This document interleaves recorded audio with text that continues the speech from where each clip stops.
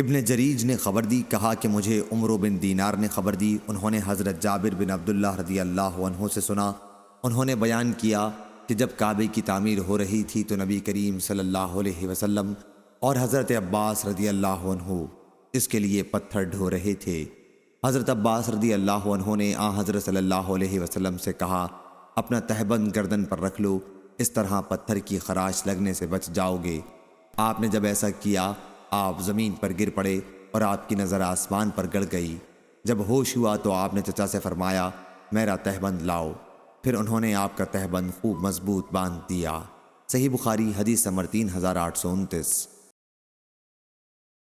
حماد بن زید نے بیان کیا، ان سے عمرو بن دینار اور عبید اللہ بن ابی زید نے بیان کیا کہ نبی کریم صلی اللہ علیہ وسلم کے زمانے میں بیت اللہ کے گرد احاطے کی دیوار نہ تھی، لوگ کعبے کے گرد نماز پڑھتے تھے۔ پھر جب حضرت عمر رضی اللہ عنہ کا دور آیا تو انہوں نے اس کے گرد دیوار بنوائی۔